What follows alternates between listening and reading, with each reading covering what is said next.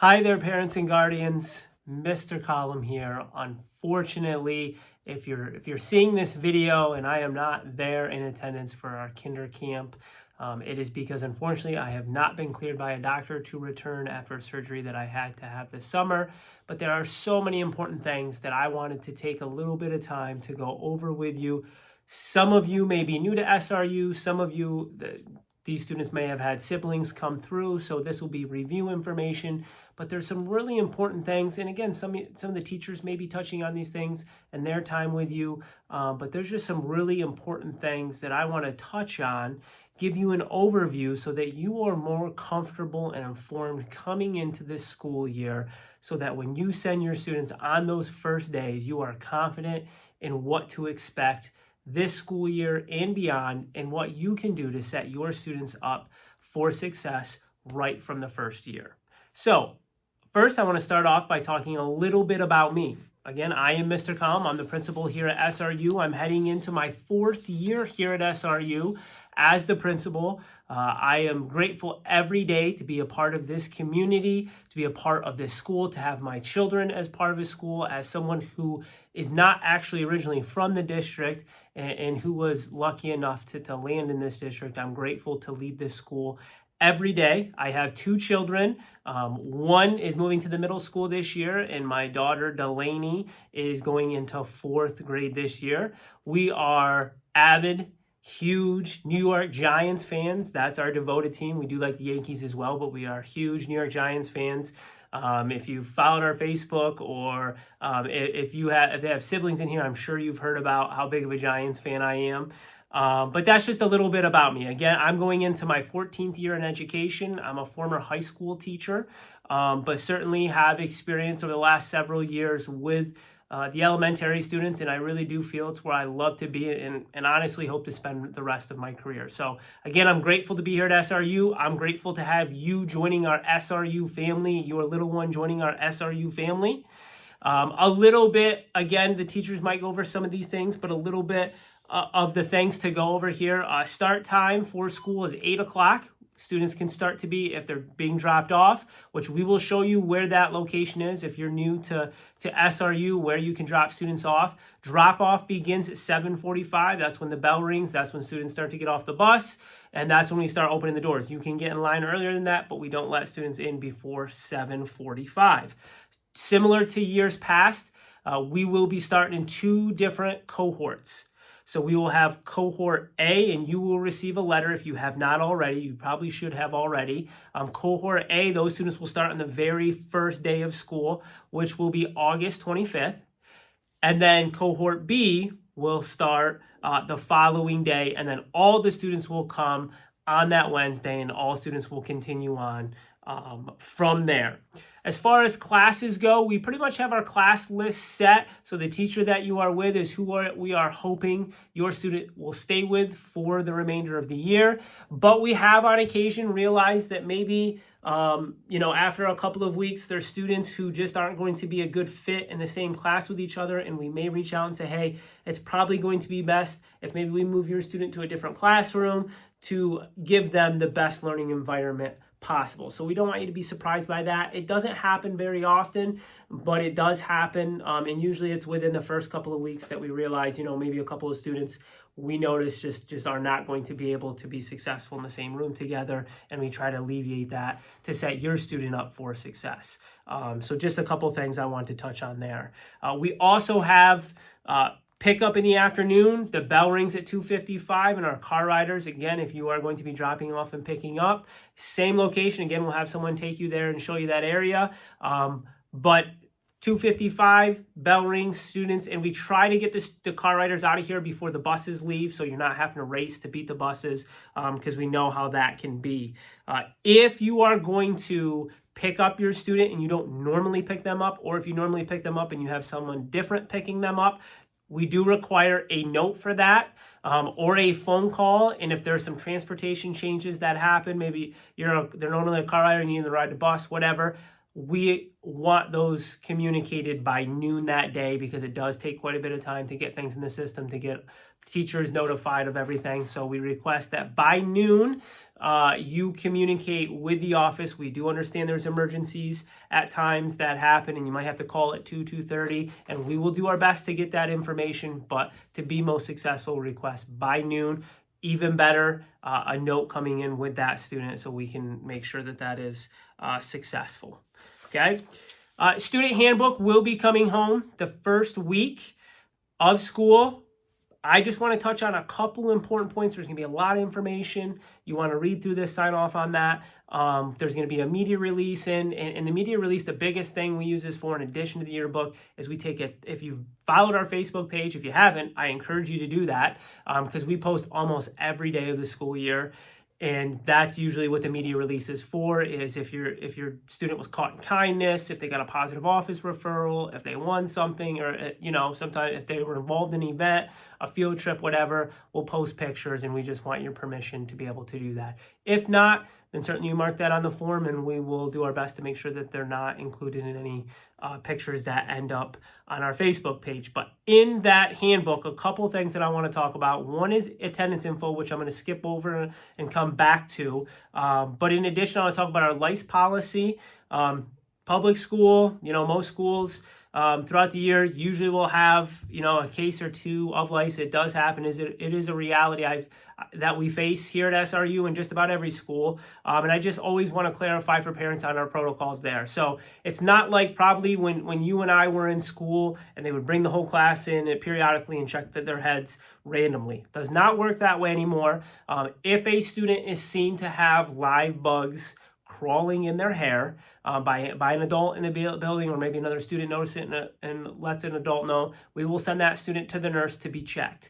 If we find live bugs on that student, if they have siblings in the building, we will also pull the siblings. If we find live bugs on that student, we will pull the siblings, look them all over. If we find live bugs, we will call for you to come get them, and you will have to treat their hair.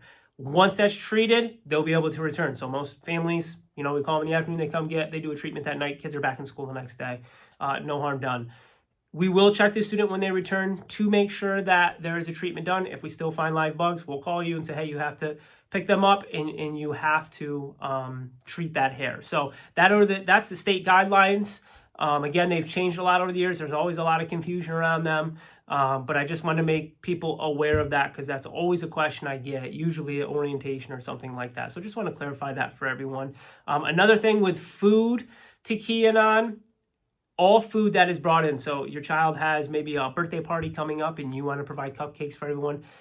Everything must be pre-packaged, store-bought, and you cannot bring in homemade things, and it must have the ingredients labeled. We have so many students with different allergies, food allergies anymore, that this is a liability issue for us. So if you were to send in cupcakes, that you made, or cookies that you made, unfortunately we would not be allowed to serve those, and we would have to send those home with a student. And certainly we don't want to have to do that, especially if it's sent out on a special day. We also do have our cafeteria who can make cookies, cakes, and things like that. If you call in, and they can just charge you for that. So that's always an option as well, that we want to make you aware of. But those are some important things to kind of go over. The final thing is just the dress code. Obviously, it's a little more loose. We don't really ever have issues here at the elementary school. We encourage, spaghetti, or we encourage you to avoid spaghetti straps, closed-toe shoes, no flip-flops, primarily the shoes things, no Crocs that can't secure in the back, primarily because of the playground. Students running up and down the equipment, if they don't have a shoe that will stay on, that's usually what leads to injuries. So that's why we have that policy with the shoes in particular. So we just encourage comfortable, clean clothes sent every day. If there is usually a dress code violation, we just send that student. We have a huge closet full of extra clothes provided over the years, that we might just have that student change into, and just give you a call and say, hey, we had to have them change for some reason. But certainly if you have any question on this, certainly we can touch base later on. Okay, now this is going to get weird, but I want you to take a second. I want you to close your eyes, and I want you to visualize 6 years down the road. And let me tell you, This goes by really quick because I just have I have my own child, Parker, who seems like just yesterday he was in kindergarten. He is now going on to 6th grade. So I want you to close your eyes, visualize yourself at 5th grade awards night, where we are, recognizing all the students who are going on in the middle school next year. And I want you to think about for a moment, if you are visualizing that time, what are your hopes and dreams for your child in their time here at SRU? What are you hoping? If you're sitting there, what are you hoping they have accomplished? What are you hoping the school has provided? Just overall, what are you hoping they achieved academically, personally? Take a couple seconds and think about that. If you could make anything happen for your child while they're here, what are some things academically, personally, that you would hope they would be able to accomplish and achieve while here at SRU? So take a second to think about that. Now, I have you do that because we are partners. We are partners here at SRU with all of our parents and guardians, families. We are a very tight-knit community here, and we want nothing more than for each and every student to be successful while they are here. And I have found in my 3 years here, that there's only one way that we can do that, and that is by working together with families to do our best to make sure students are doing the following. Number one, hands down, most important, attendance. This has been our priority since year number 2 for me. Year number 1 was learning and realizing that we did have an attendance problem here at SRU, and it was affecting our students socially, emotionally, academically, personally. So that has been something over the last couple of years that we have really tackled. We've become aggressive about making sure kids are getting here because we can't do what we need to as educators, as partners, if students aren't even getting here in the first place. So attendance is our priority here, and it's the number one thing that you can do to ensure that your student is successful while here at SRU and beyond. Okay, understand that it is an issue nationwide. 1 in 10 students in kindergarten are chronically absent. Now, I want to talk about what that means. Chronically absent by the state of Pennsylvania is when a student misses 18 days or more in the school year. They are a statistic for the state of Pennsylvania. They are considered chronically absent. And there are some things that I'm going to talk about as far as what happens with attendance. Hopefully, bridges I never have to cross, but I always like to make you aware right from the get-go so that we never cross that bridge in the first place, so that you are well informed. But I want to talk about the impact of attendance, and especially truancy and what happens when students miss. So I'm going to read a couple statistics to you to hopefully make you more aware of the impact that attendance truly has. Studies show that chronic absence in kindergarten predicts the lowest levels of educational achievement at the end of 5th grade. 83% of students that are chronically absent in both kindergarten and 1st grade were not on grade level for reading in 3rd grade, and only 41% were on grade level that were chronically absent in just kindergarten. So if your kindergartner is chronically absent in their first year, the odds are pretty good. When they hit 3rd grade, they're going to be behind their classmates in reading. And reading, I'm going to talk a little bit about the importance of that later on, but reading is the most important thing we do here when we're trying to predict future success for students academically. Chronic absenteeism in elementary school alone increases chances of dropping out in high school by 50%.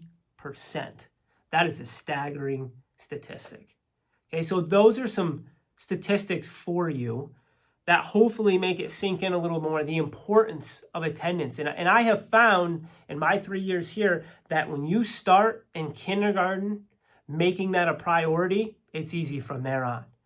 But if we mess that up in kindergarten, then the following years are very difficult for you as a parent or guardian in getting that student here. You are going to have a fight on your hands because they're not understanding why all of a sudden they have to come to school more, right? So we want to set them up for success. Now, let me talk to you about the state laws and the guidelines around attendance. Number one, what you want to make sure, students are going to get sick. Your student's going to get sick, Okay, we're not encouraging perfect attendance. That's not something that we promote. I believe that that is toxic, because if a student is very ill, they need to stay home, and we understand that. Or if something comes up, a family member passes, certainly want them to take that time to be able to be with family during that time. So I don't want to misconstrue my message here.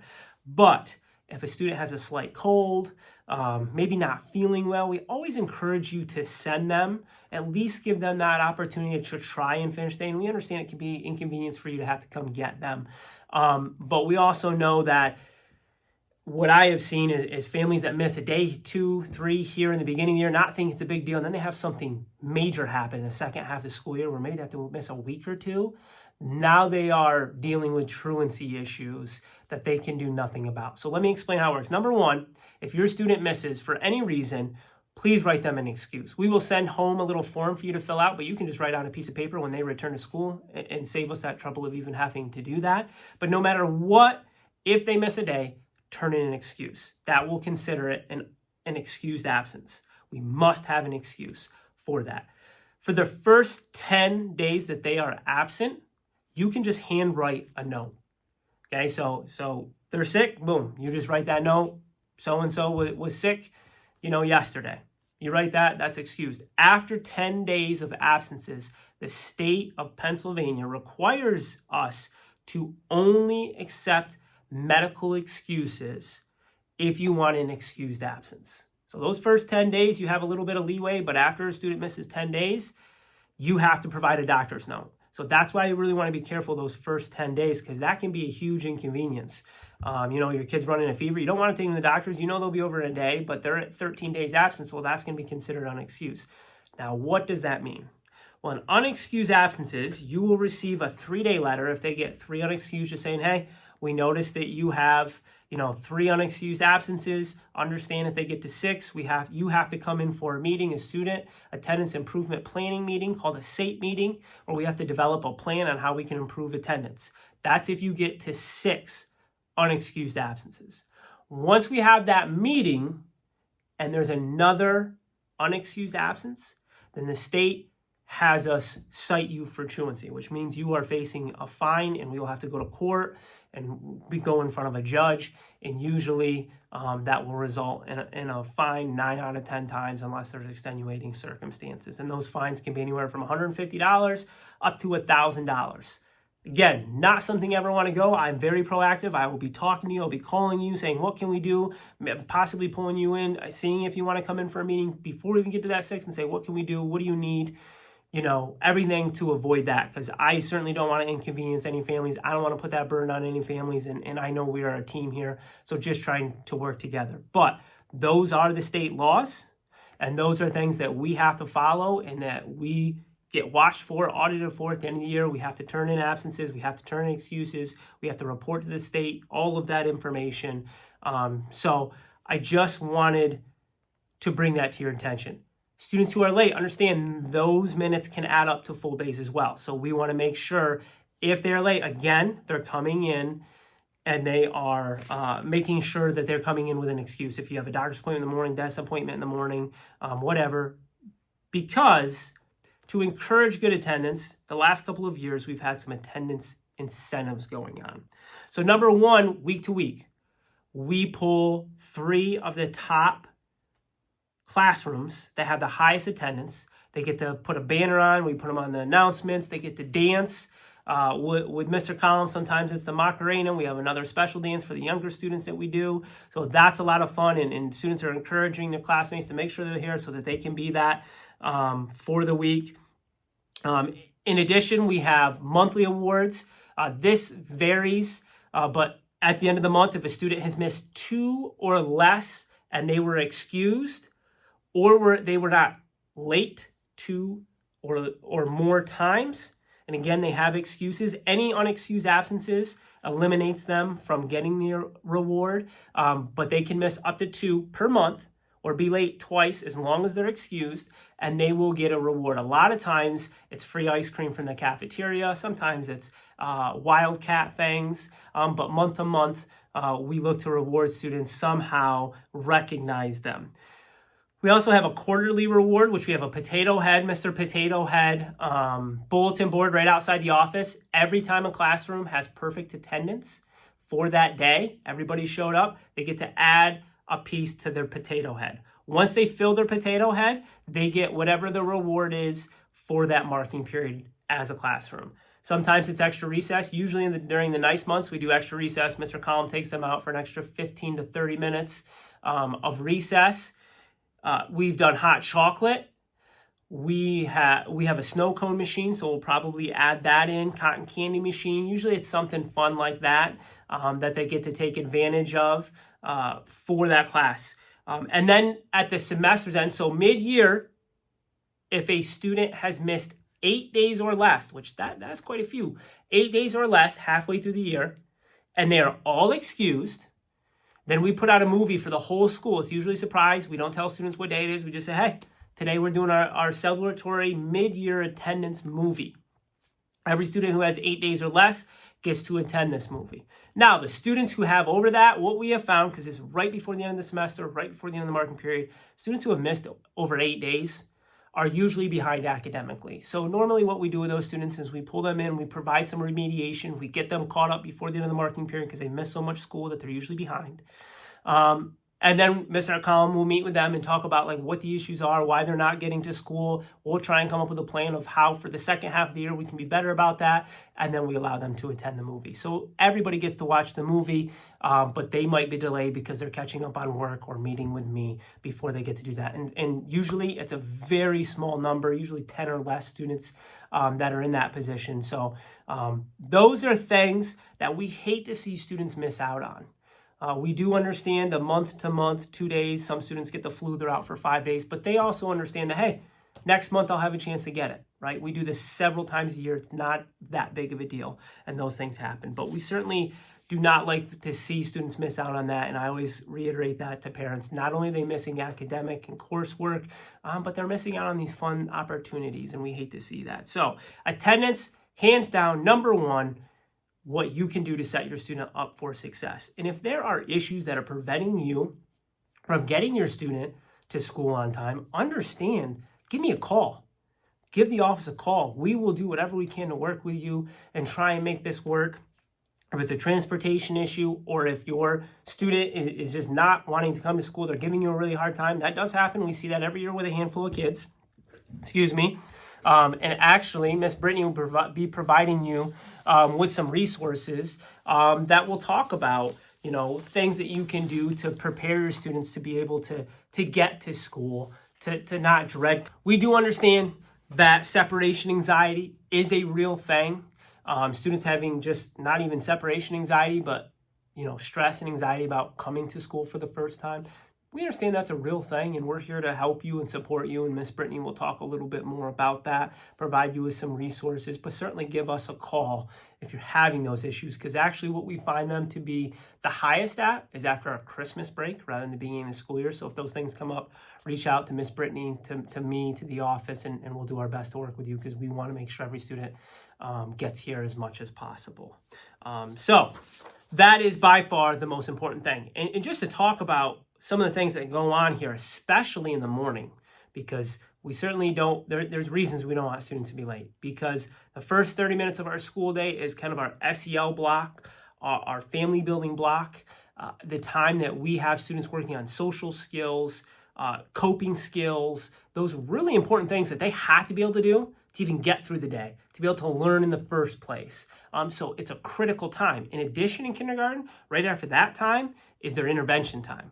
So this is the time when students get split up into multiple groups, shifted around to different teachers, and where they get to focus on skills that they are lagging academically and reading.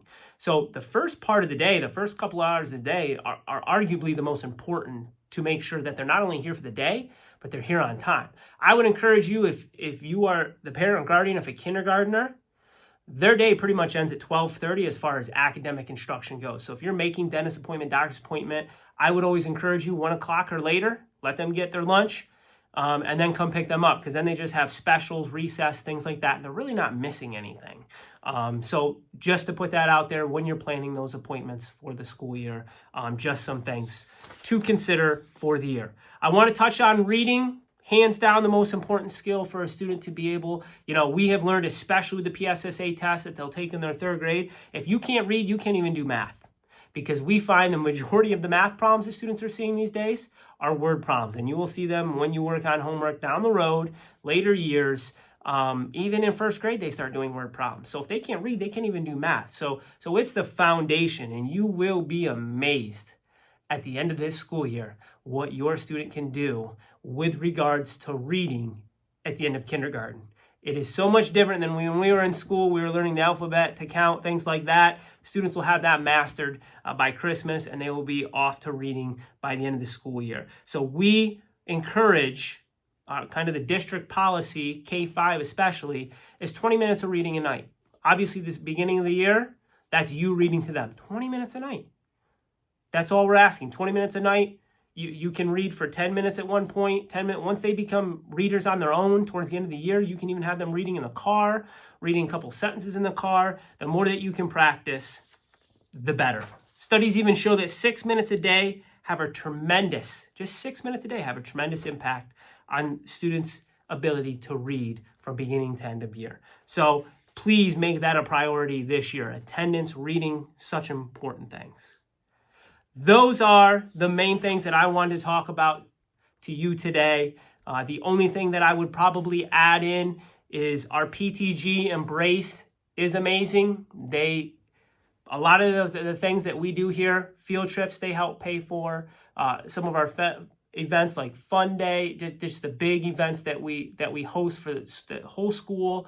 They provide a lot of opportunities for our students. So the last thing I'll mention is if you have an opportunity at our open house to sign up, to volunteer, to be a part of Embrace, we would love that because, again, they provide so many opportunities that without them, our students would never have. So that's all I have for you. Apologize I'm not able to be there. I hope to see everybody at the open house. Just before school starts, finger crossed, I'll be in attendance for that. The first half will be a lot of review of this, and then you'll get to go into the classroom. We'll have a little party outside with some fun games and things for you to attend. So I hope to see everyone there, and I cannot wait to meet your student and to have a great year ahead. Thank you, and take care.